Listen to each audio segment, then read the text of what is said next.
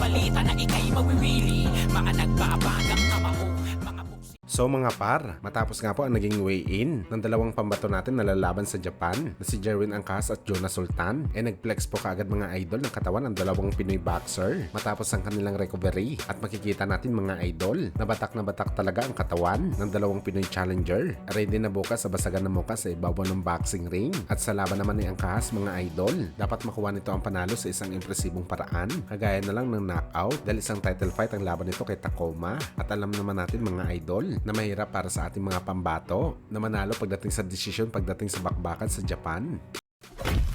Samantala matapos nga po mga ko ang World Boxing Council o WBC sa kampo ng WBC Super Middleweight Mandatory Challenger na si David Benavides noong nakaraang taon lamang na sakaling mapagtagumpayan daw nito mga idol ang laban niya kay Caleb Plant kung saan nagawa naman ng Mexican Monster. Mandatory na daw ipag-utos ng WBC ang laban ni Benavides kay Canelo para sa title fight. Nagbigay pa nga mga idol ang WBC ng buwan kung kailan nila ipag-utos ang laban kung saan between February o May sa ngayong 2024 gaganapin ang pag-utos para sa sagupaan ng dalawang fighter. Bagamat habang papalapit ang oras na to mga idol, itila wala pa rin aksyon ng WBC kung totoo pa rin ba nila ang kanilang pinangako kay Benavides kung saan balak pa talaga nila mga idol paghintayin ang Mexican Monster hanggang matapos ang laban ni Canelo sa Mayo. Bagamat ayon sa kumakalat na balita ngayon sa boxing world, target na po mga idol ng kampo ni Benavides na umakyat ang timbang sa light heavyweight division at palaga ng matibay na challenger na si Alexander Gvozdyk. Kung saan mga idol, agad naman po pumapel ang WBC sa laban ng Mexicano.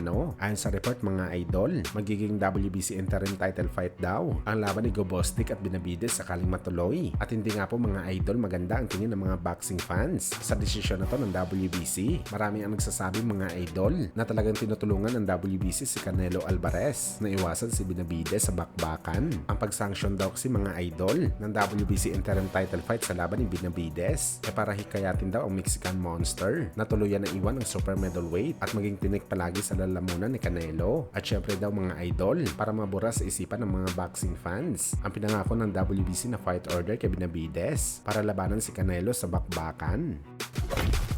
Sa kabilang banda naman mga idol, sa nilabas nga po na training footage ng Viva Promotion ng ating pambansang kamao Manny Pacquiao, pinakita ni Pacman mga idol bakit isa talaga ito sa mga banal pagdating sa sports ng suntukan. Grabe mga idol, ang bilis talaga ni Boss Manny sa edad na 45 anyos. Halos daig pa ng bilis ni Pacman ang mga batang fighters ngayon na lumalaban sa boxing sports. At ayon pa nga mga idol sa mga boxing fans na nakikita ang halimaw ng bilis ng Pinoy legend, mukhang wala daw talaga balak mag-joke si Pacman sa laban nito kay Buakaw sa April 20. Paniguradong patitikimin daw ng Pinoy na matinding hagupit ang Thai kickboxer legend sa bakbakan.